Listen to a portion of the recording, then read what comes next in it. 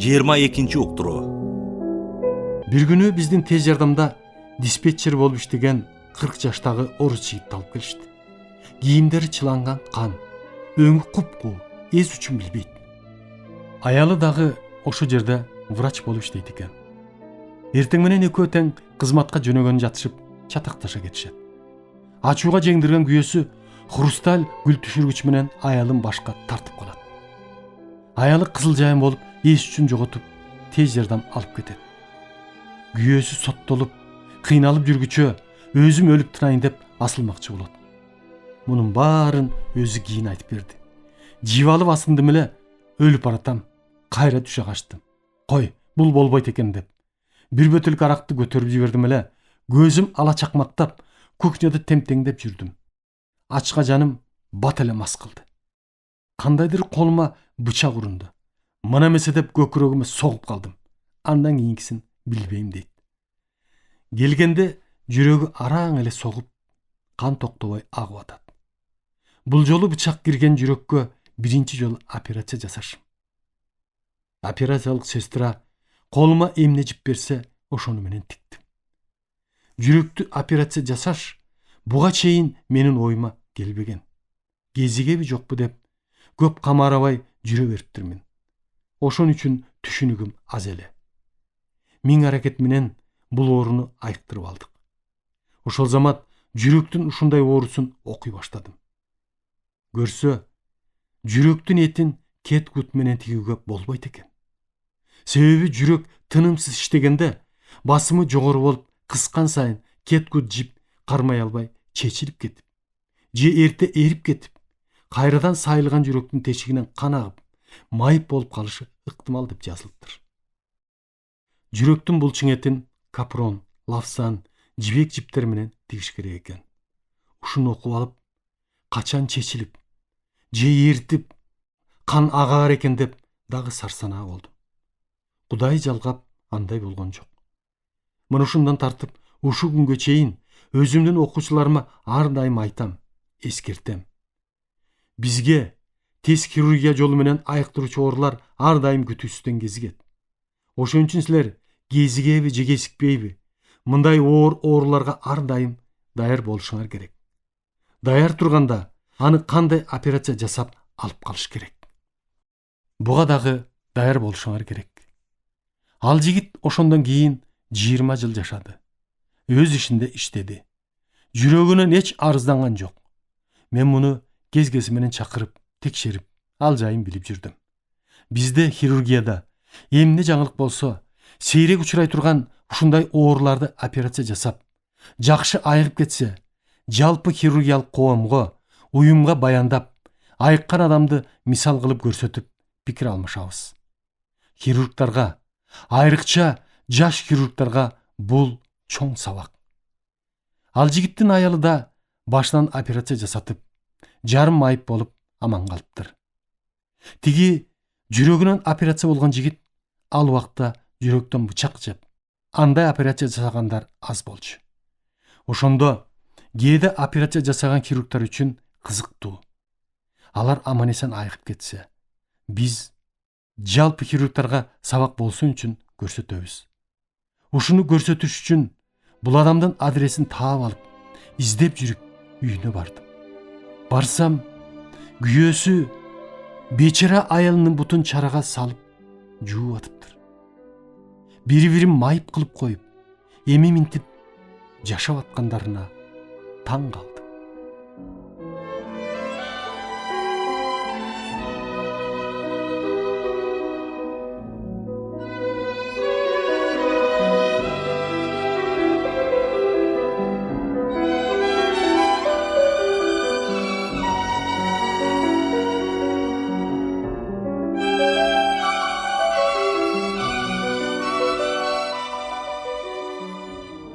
Ошондон бери биздин кечиктирилгис хирургияга жүрөгүнөн жарадар болуп келип, ушинтип айыгып кеткендер 300 адамдан ашты. Азыр шартыбыз башка. Ал убакка караганда. Атайын курал аспаптарыбыз бар. Тиге турган укмуш ийне жиптер бар. Хирург балдарынын көпчүлүгү жүрөгүнөн жарадар болуп келсе, кадимкидей кемчилиги жок операция жасап, өзлөрүнүн да түшүнүгү толук болуп, жакшы кетип баратат. Ушул жүрөктүн жараты жөнүндө Самаков Алмаз деген балам 4 жыл мурда кандидаттык диссертациясын ийгиликтүү жактап, азыр кафедранын доценти.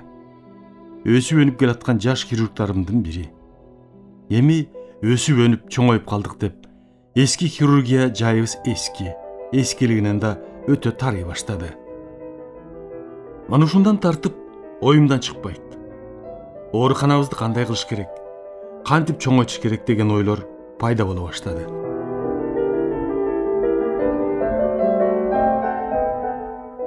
Азыркы улуттук хирургия борборубуз кантип салынган? Биз орношкон 3 кабат имараттын салынганына 30 жылдан ашыптыр.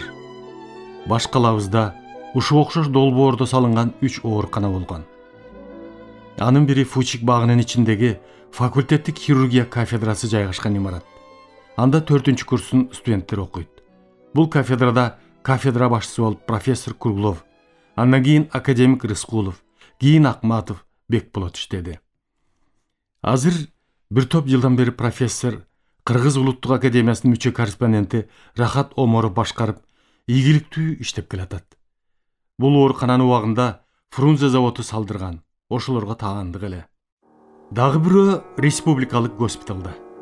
Азыр ал жерде жалпы хирургия кафедрасы жайгашкан. 3-курстун студенттери окуйт. Кафедра башчылары профессор Ахунбаев, профессор Червинский, профессор Жумагулов, профессор Чыңгышев, профессор Бебезов. Азыр бир топ жылдардан бери кафедранын башчысы болуп профессор Бишналиев иштеп келатат. 3-сү биз иштеген оорукана. Биздикин убагында Ленин заводу курдуруп, ошолорго таандык болгон. Бул ооруканада госпиталдык хирургия кафедрасы жайгашып, 5-6 курстун студенттери окушат. Кафедра башчысы алгач профессор Фридман. Андан кийин мен 34 жыл иштедим. Менден кийин Бектуров эле. Кайтыш болгондон кийин профессор Сопуев башкарып келатат. 3 оорукананын ичи тышы, көрүнүш чоңдугу бирдей, окшош. Бир эле кишинин долбоору болсо керек. Кезинде бул ооруканалар ас казоодой болуп көрүнчү. Башка элдин ооруканасын көрбөсөк, билбесек, бизге ошондой көрүнсө керек.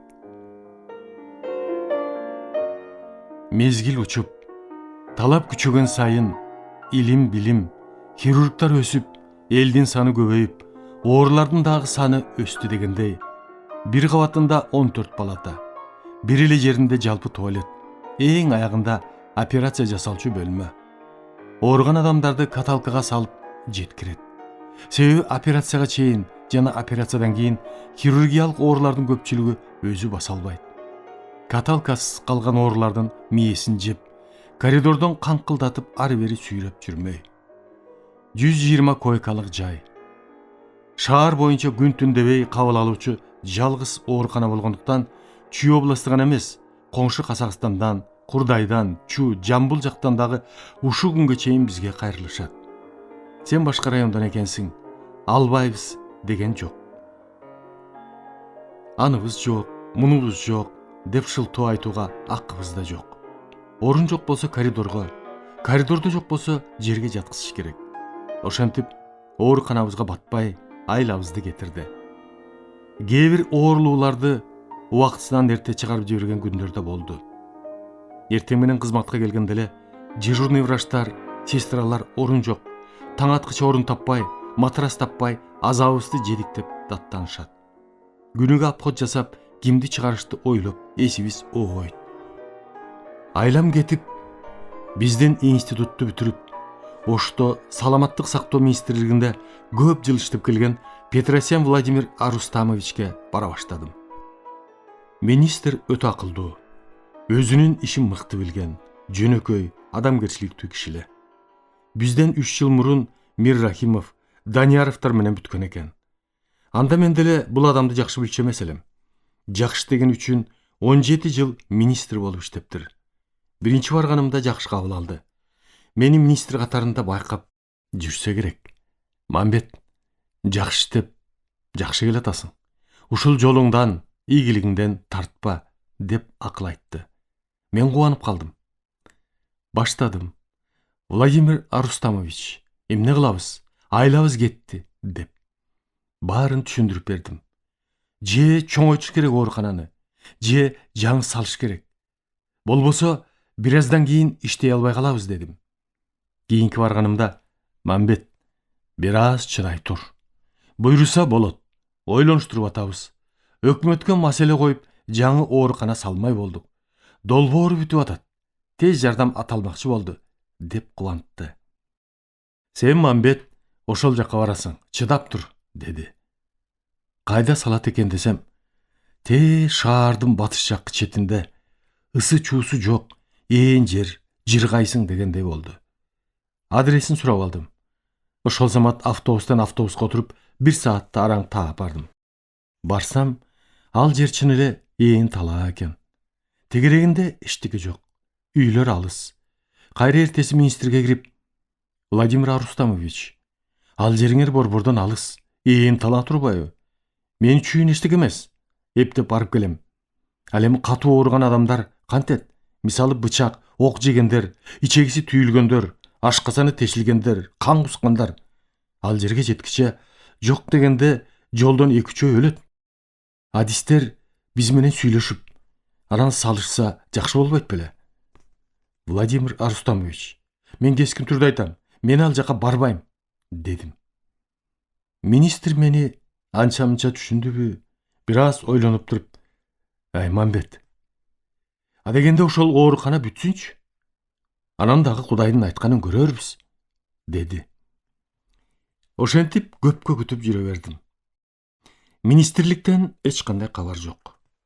Жаңы оорукананын фундаменти казыла баштады, деди. Бир күн эле түнкүсүн ызы чуу, чабуул болуп, мени издеп калышыптыр. Бат эле тапты. Анда мен кайда барбайын? Үйгө, иштеген жерге адресимди айтып кетчүмүн.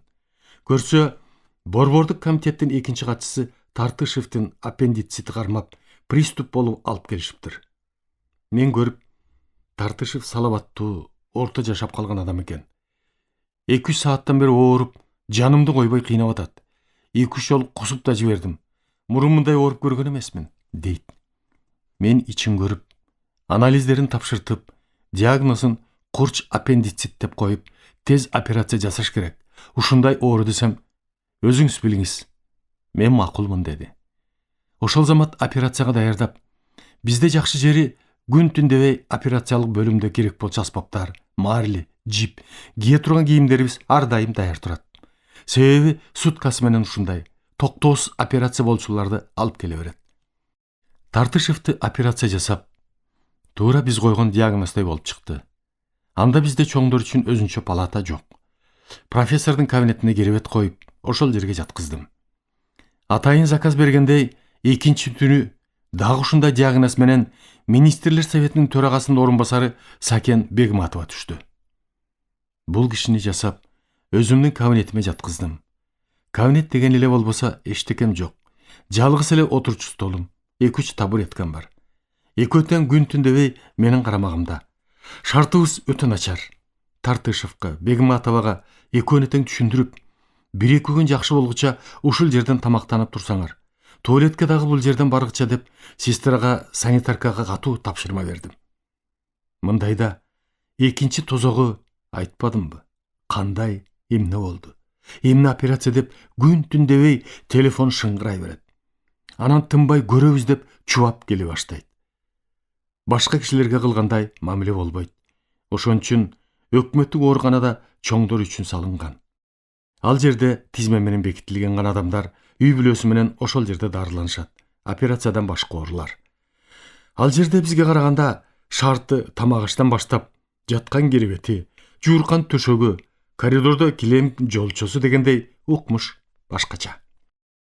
Бул жерде иштеген медиктерге караганда санитаркадан врачка чейин 25% көбүрөөк алат. Аны мен кийинчерээк билдим. Көрсө 25% ушуларга урушпай этпей, сылык сүйлөп, эмне десе аткарыш үчүн төлөнөт экен. Менимче бул деле туура. Булар үчүн бир жагынан артыкчылыгы болуш керек. Ошондогу чоңдорго ылайык эле болчу. 2 күндөн кийин Сакен эжеге кирсем, кабагы бүркө, маанайы пас. Ошол жашымдан калган кесиптен болсо керек, ушул күнгө чейин айтып жүрбөймбү? Биз үчүн биздин көз негизги куралыбыз деп. Себеби ооруп, кыйналып келген адамды биринчи көргөндө көзүн карайбыз. Көзүн карагың келбесе дагы, жүзүн карайсың да. Ошондо биринчи көз айтат кыйналып атканын. Операциядан кийин күнүнө эртең менен биз үчүн көндүм болгон дагы көзү көрүнөт.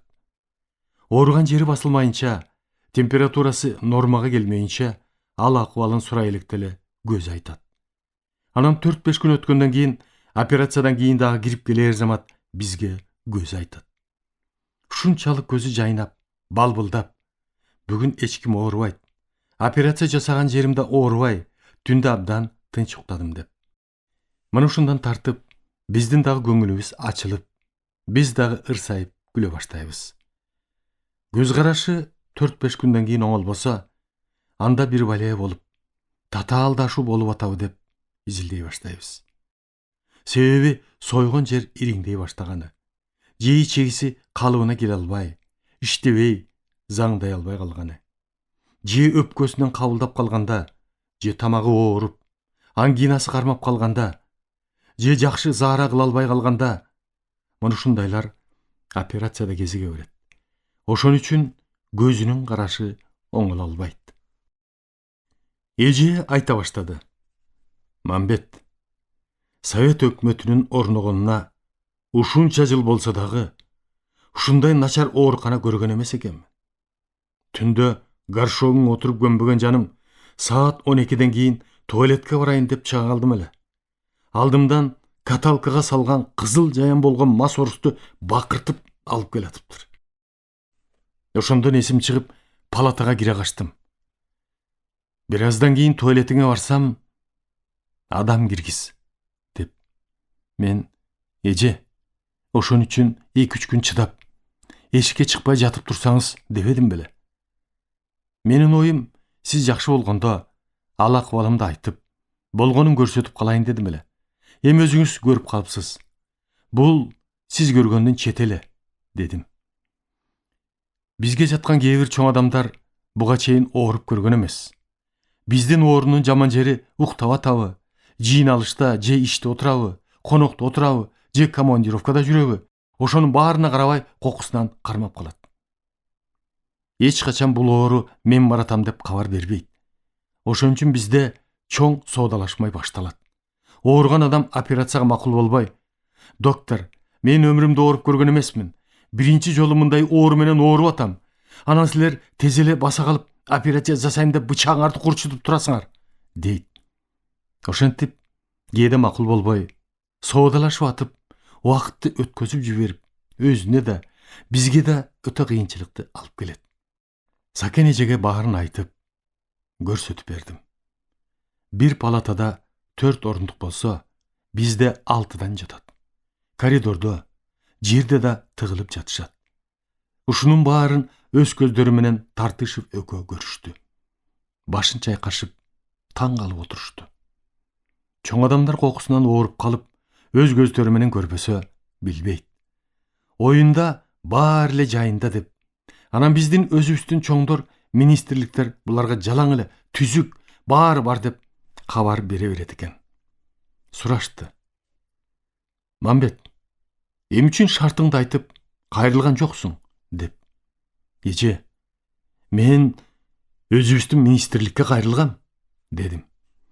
Биздин министр Владимир Арустамович, айтпадым, өтө тамаша көй. Айрыкча анекдотторду укмуш айтып, боорду эзип койчу. Күнүгө тигилерге келип, бир-эки анекдот айтып, боорун эзип кетет. Эже курсагын басып алып, абдан күлүп атып, Володя, уходи, деп кетирди.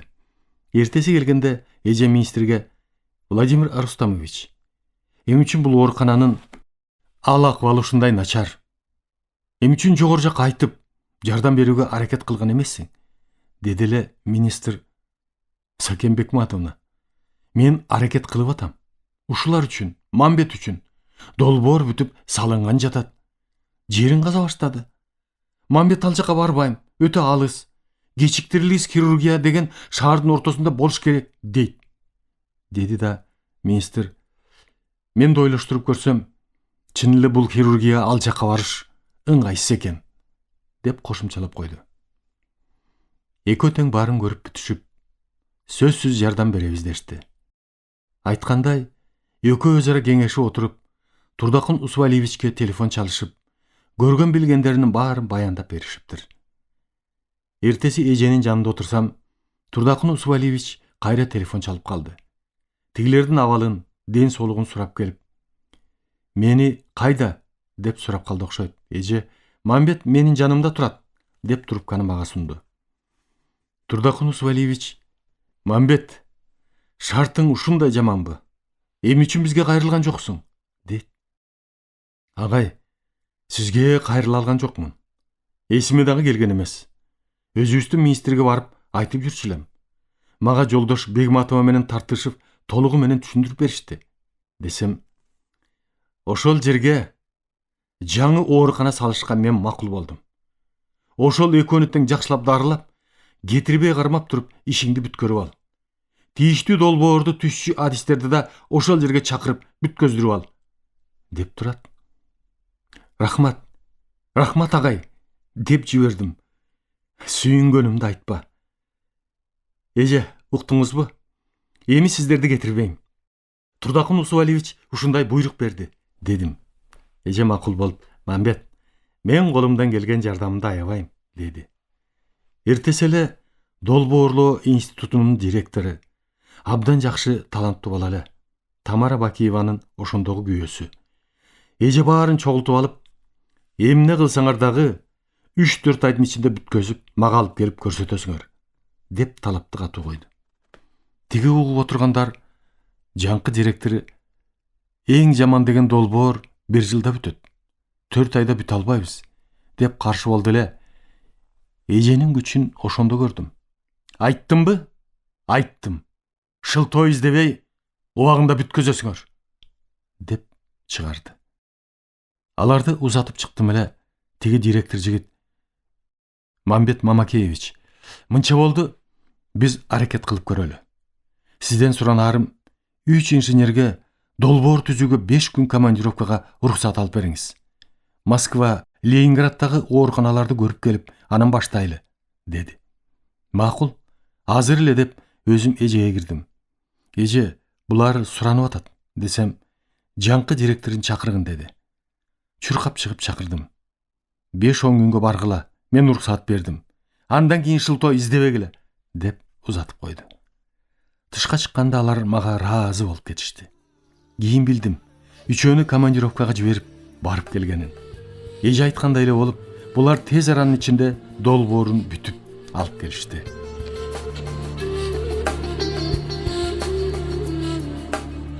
Бул иштин башталышы эле. Ушул хирургиялык корпусту 6 жыл салышты го, далай азап менен. Адегенде ордун казып коюп, жарым жылга жоголуп кетишти. Андан кийин фундаментин түптөп коюп жоголушту. Барбаган жерим калбады. Аягында Турдакын Усвалиевич өзү колуна алды. Ошондогу борбордук комитеттин күчү. Биринчи катчы айтса аткарылат, калган айтса илгери жылбайт. Турдакын Усвалиевич 1 айда бир келип планировка дейт экен. Курулушчулар менен өзү өткөзүп, өзү келбесе Апас Жумагулов, Карыбек Молдобаев, Кеңеш Кулматов көзөмөлгө алып, келип текшерип турушуп, иш илгери жыла баштады. Мен болсо күн түнү менен ушулардын арасындамын. Кээ бирөөлөрү менен жакшы сүйлөшүп, жакшы мамиледе болуп кеттик. Кээ бирөөлөрү менен кыялы чатак киши болбойт экен, уруша кетип да жүрдүм. Ар дайым бош убактым бола калса, отурган кабинетимдин терезесинен баары көрүнүп турат. Курулушка аралашып кетем. Ошондо эле көзүм көрөгөч болсо керек. Оорукананын ортосунда 4 кабаттуу операциялык зал салынып атат. Экинчи кабатына келгенде түркүктөрү курулуп, тургузулуп калган. Негедир кыйшак көрүнүп туруп алды. Келип салып аткандарга ушунуңар кыйшык көрүнүп атат. Кийин бүткөндө мен күн түн дебей ушул операция залында иштейм. кокусунан кулап түшүп бале болбойбузбу деп өз оюмду айтсам, тигилер калың шыбап түздөп коебуз, кыйшыгы көрүнбөй калат дейт. Чын эле ошондой деп кетип баратсам, бир курулушту түшүнгөн адам болсо керек мага кеңеш берди. Сиз күмөндөр болсоңуз, өзүнчө технадзор деген уюм бар. Ошого кайрылыңыз. Алардын атайын текшере турган аспаптары бар. Ошону менен текшерип берет деп. Кабинетке кирер замат телефонун таап, бул уюмга чалдым. Кудай жалгап, тез эле жетип келишти. Мен көрсөтүп бердим күмөн болгон жеримди. Алар эч сөз сурабай, айтпай туруп, барып эле өзлөрүнүн приборлору менен текшерип киришти. Текшерип бүтүп эле, сиз туура байкагансыз, бул жараксыз деп чечим чыгарып беришти. Ушул күнгө чейин эрте келмей жайым бар. Эртең менен эч ким келе электе келип, кабинетимдин терезесинен карасам, баягы экинчи кабаттын түтүктөрү жок. Чуркап барып ары бери карадым. Карааны көрүнбөйт. Таң калдым. Не болду? Кайда кетти деп. Көрсө, түн ичинде эл жаткандагы баарын бузуп, талкалап, оорукананын аягына, заводдун артына алып барып, жыйып, катып салыптыр. Бир аздан кийин жумушчулар прораб толук жигет эле мага келишип, Мамбет Мамакеевич, кечирим сурайбыз. Бизден катачылык кетип калды. Баарын оңдойбуз, суранарыбыз эч кимге айтпай эле койсоңуз, дейт. Мен, жок, муну Усубалиевичке айтам. Бул жерде аман болсом, мен иштейм. Башкадан каталык кетиргиле. Бирок бул жерде антууга болбойт. Себеби адамдардын өмүрү үчүн күрөшүп, ошолорду аман алып калууга аракет кылып атабыз. Мен курулушчу эмесмин, хирургмун. Эми үчүн силерге, адистерге кемчилигиңерди айтып көрсөтүшүм керек, деп жооп бердим. Кийин Усубалиев келип, планерка өткөзүп калды. Мен туруп баарын айтып бердим. Прорабын иштен алды. Түз оюм кийинкилерине сабак болуп, ушундай кемчиликтерди кетирбеш үчүн Турдакын Усубалиев жумушчулар жана курулуш материалдары жетишпегенин байкап калып, ар бир кабатын ар түрдүү курулуш мекеме уюмдарга бөлүштүрүп берди. Алардын башчылары, мисалы, Аманов Мукталы Аманович, Кыргыз керек жарак союзунун төрагасы, Усманов Рашид, соода министри жана башка бир топ уюмдардын жетекчилери өздөрүнүн куруучулары жана курулуш материалдары менен келишти.